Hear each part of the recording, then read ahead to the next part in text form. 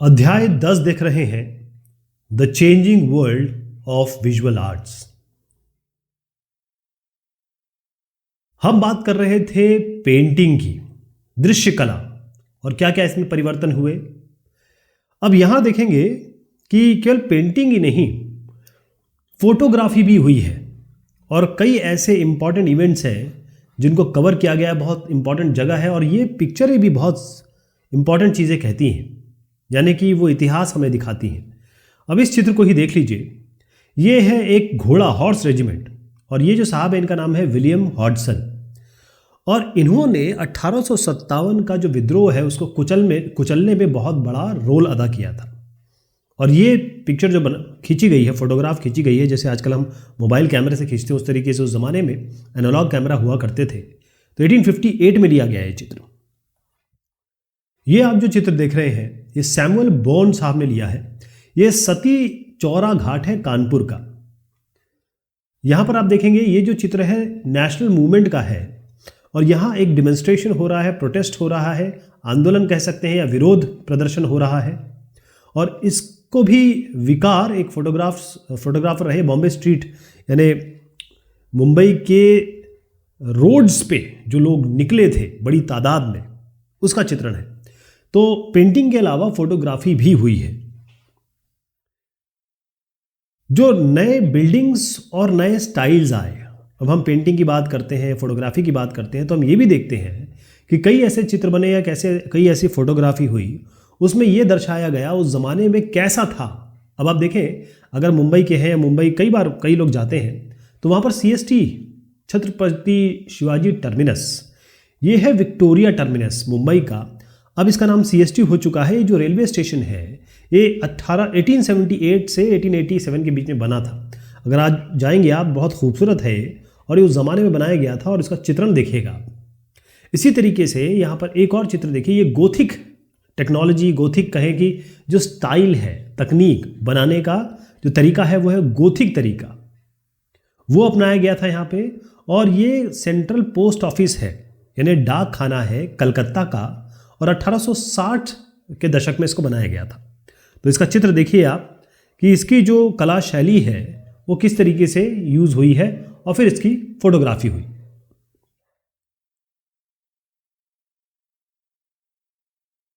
अब हम डिस्कशन कर रहे हैं the search of national art. इसका क्या मतलब हुआ, इसका क्या तात्पर्य है? देखें, सबसे पहली चीज़ है इसमें कि मैं 19वीं शताब्दी के अंत में आपको ले जा रहा हूं। जितने भी चित्र यहां बनने शुरू हुए उसमें कला यानी कि आर्ट के साथ साथ नेशनलिज्म यानी कि राष्ट्रवाद, इसकी भावना भी सामने आने लगी। हम देखते हैं चित्रों में, फोटोग्राफ में और लोगों के जज्बात में। तो किस तरीके से ये नेशनल स्टाइल बन गया, यानी हिंदुस्तान का जो स्वतंत्रता के पहले का आंदोलन है उसका क्या असर पड़ा लोगों के चित्रण में, लोगों ने चित्र बनाए। इसमें एक बहुत बड़ा नाम आने वाला है, वो है राजा रवि वर्मा। अब इन साहब का चित्र दिखाना बहुत ज़रूरी है क्योंकि इनकी काफ़ी बात हम करने वाले हैं। ये है राजा रवि वर्मा। अब ये राजा क्यों है ये अभी आप समझ जाएंगे। ये जो साहब है इन्होंने ऐसी चित्र बनाई है, आपको याद है ये मैंने शुरुआत में आपको चित्र दिखाया था, दमयंती का चित्र है। और आपको नहीं लगता कि ये जो चित्र बनाया है या ये जो चित्र है इसकी ये फ़ोटो खींची गई है? आपको लगता नहीं कि ये फ़ोटो खींची गई है? साहब ये फ़ोटो नहीं है। इन साहब ने ऐसा बनाया है कि ये जो चरित्र हैं ये आपको दिख रहे हैं कि रियलिस्टिक फ़ोटो, आइकॉनिक पेंटिंग है राजा रवि वर्मा की, बहुत बड़ा नाम है। हम अबींद्रनाथ टैगोर साहब की भी बात करेंगे। तो राजा रवि वर्मा साहब जो है, ये जो आप देख रहे हैं साहब को, ये उन पहले आर्टिस्ट में, उन कलाकारों में थे जिन्होंने क्या किया कि जो मॉडर्न स्टाइल है, नया जो स्टाइल आया था, और साथ में नेशनलिज्म यानी कि राष्ट्रवाद को जोड़ने का काम किया। ये जो महाराजा है ट्रावनकोर, आज आप जैसे त्रिवेंद्रम वगैरह सुनते हैं ना, उसी के पास ट्रावनकोर आप जगह है। और वो महाराजा जो थे, एक डायनेस्टी थी केरल की, उस परिवार से आते थे, इसीलिए इनका नाम राजा रखा गया। इसके लिए इनको राजा कहा जाता है। ये रवि वर्मा के अलावा इनको राजा भी कहा जाता है। ओके, इन्होंने क्या किया, क्योंकि मैंने बताया ये वेस्टर्न आर्ट में भी पारंगत थे, ये जो पाश्चात्य पेंटिंग्स हो रही थी या उसकी कलाएं थी उसमें पारंगत थे। तो इनकी जो ऑयल पेंटिंग हुआ कर रही थी या जो रियलिस्टिक लाइफ स्टडी पेंटिंग हो रही थी, और वो पाश्चात्य शैली तो जानते थे, लेकिन ये जो चित्र बनाते थे वो इंडियन माइथोलॉजी में बनाते थे, यानी कि जो हमारी पौराणिक व्यवस्था चली आ रही है वो कैरेक्टर जो हमारे पुराणों में मिलते हैं, उपनिषदों में मिलते हैं, वेदों में मिलते हैं, रामायण में मिलते हैं, महाभारत में मिलते हैं। तो देखिएगा इन्होंने रामायण और महाभारत के चित्रण किए, उनके सीन्स के, उनके अलग अलग इवेंट के, राजा रवि वर्मा साहब ने। और कहाँ से ये प्रेरित हुए? हुआ ये कि ये एक राजा रवि वर्मा साहब टूर कर रहे थे, कहीं एक टूरिंग कर रहे थे, ट्रैवल में थे। तो यहाँ पर इन्होंने बॉम्बे प्रेसिडेंसी, क्योंकि 4 प्रेसिडेंसी थी, तो मुंबई प्रेसिडेंसी में इन्होंने देखा कि मंचन हो रहा है, लोग नाटक कर रहे हैं। तो यहाँ पर नाटक जो चल रहा था वो पौराणिक या कहें माइथोलॉजिकल थीम्स पे चल रहा था। तो ये जो राजा रवि वर्मा जी ने ये अलग अलग जगह देखा, इसी से ये इंस्पायर्ड हुए, इसी से ये प्रोत्साहित हुए। फिर इन्होंने बहुत बेहतरीन माइथोलॉजिकल पेंटिंग बनाई। और ये जो पेंटिंग बनाने थे, अब देखिए अगर ऐसी पेंटिंग उस ज़माने में मिल जाए, इस तरीके की एकदम रियलिस्टिक पेंटिंग, तो लोग पागल तो होंगे ही होंगे। तो हिंदुस्तान के जो राजा रजवाड़े थे और जिनको कला से बहुत प्रेम था, जो कला संग्रहण करते थे, वो लोग इनके काम के प्रति कायल थे या ये कहीं पागल थे। अब एक चित्र मैं आपको दिखाता हूँ, आपको आनंद आ जाएगा। ये चित्र है कृष्ण संधान, यहाँ पर कृष्ण बैठे हुए हैं। ये पेंटिंग और फोटोग्राफ का कॉम्बिनेशन आपको दिख रहा है, ये राजा रवि वर्मा साहब ने बनाया है। अब ये इतना फेमस हो गया, इनकी पेंटिंग इतनी मांग हो गई, इन्होंने क्या किया, जो बॉम्बे है उसके आउटस्कर्ट में, जैसे बॉम्बे है ना, तो उसके बिल्कुल बाहरी छोर पे इन्होंने एक प्रिंटिंग प्रेस लगाया, एक प्रेस लगाया जिससे प्रिंटिंग होती थी। और यहाँ पर ये कलर प्रिंट निकालते थे, जो भी ये रिलीजियस पेंटिंग बनाते थे, यानी जो धार्मिक पेंटिंग से बनाते थे, जैसे मैंने आपको यहाँ बताया, आप कृष्ण जी देख रहे हैं। और इसको मैस प्रोड्यूस करते थे, यानी कि बहुत सारी इसकी प्रतियां निकालते थे, और बेचारे जो गरीब हैं वो भी इन चित्रणों को देख पाते थे। अब हमने अभी राजा रवि वर्मा साहब की बात की, लेकिन बंगाल में क्या हुआ कि एक साहब है, इनका नाम है अबींद्रनाथ टैगोर। ये जो साहब देख रहे हैं आप, इनका नाम है अबींद्रनाथ टैगोर। ठाकुर थे बेसिकली, इनको जैसे रविंद्रनाथ ठाकुर को टैगोर टैगोर बोलने लग गए। अब ये अबींद्रनाथ टैगोर इसलिए बड़ा नाम है क्योंकि ये रविंद्रनाथ टैगोर के भतीजे थे। कौन थे? भतीजे थे। तो ये जो साहब हैं, इनके इर्द गिर्द एक समूह बनने लगा, कई सारे लोग इनके साथ जुड़ने लगे। और वो इसलिए जुड़ने लगे क्योंकि जो राजा रवि वर्मा का जो चित्रण था, है ना, वो एक पौराणिक चीज़ों को दिखाते थे और उनके पास पाश्चात्य कला थी, उसमें पारंगत थे, तो उससे बनाते थे।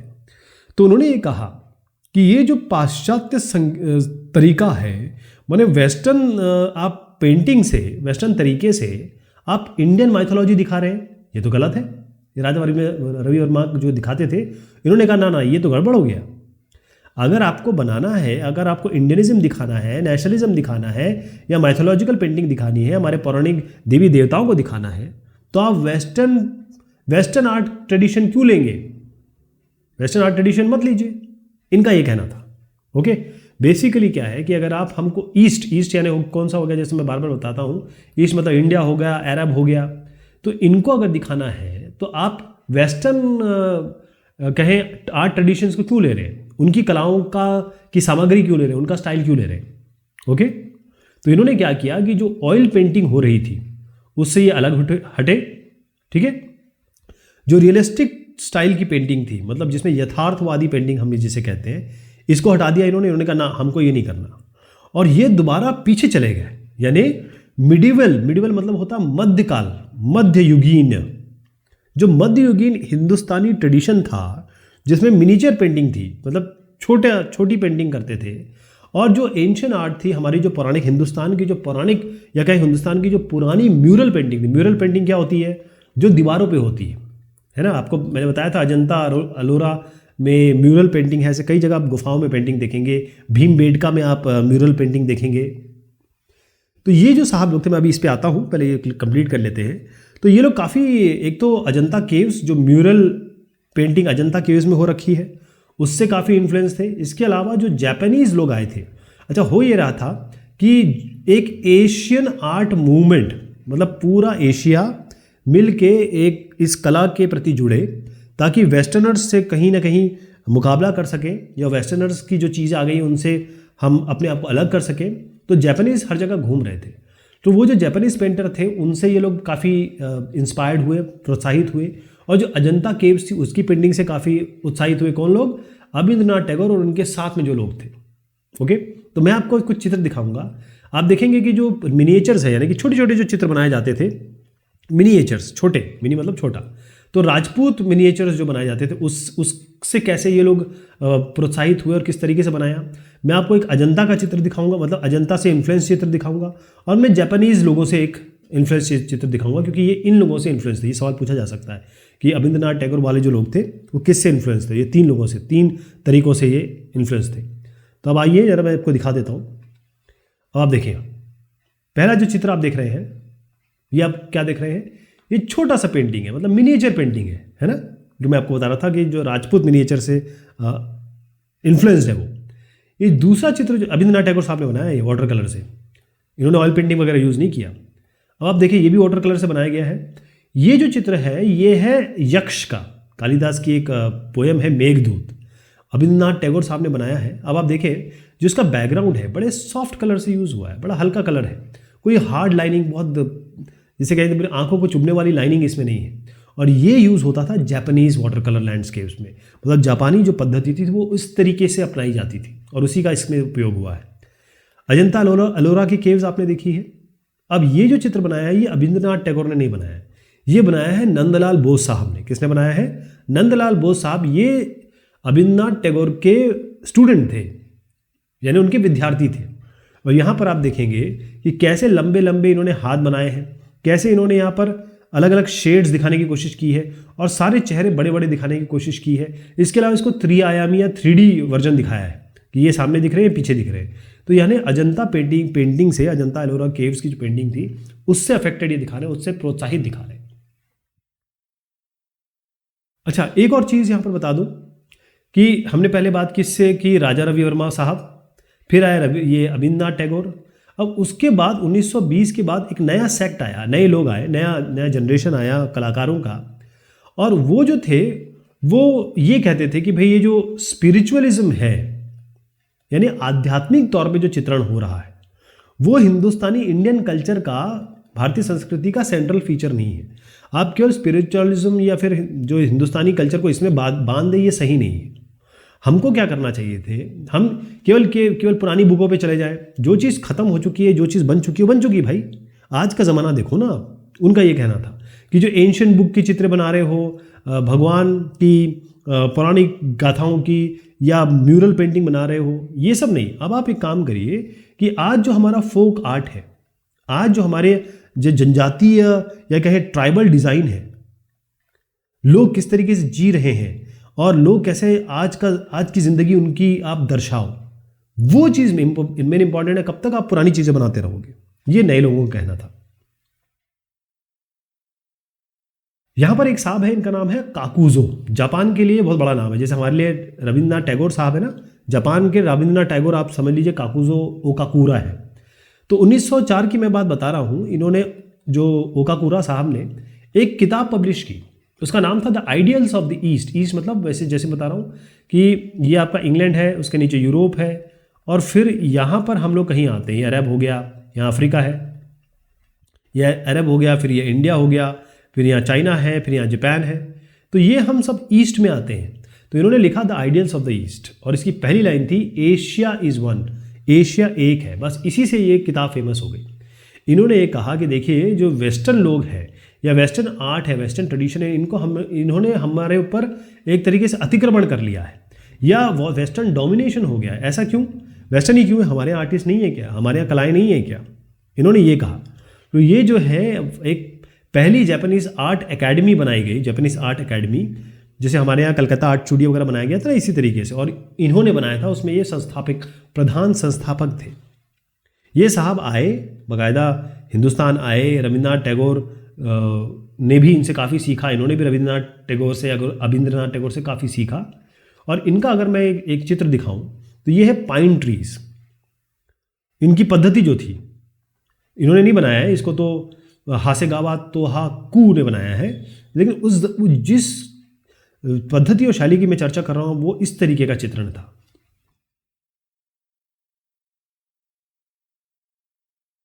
चलिए साहब, ये बात हुई इस डिस्कशन की। बहुत शुक्रिया, बहुत मेहरबानी आप सभी की।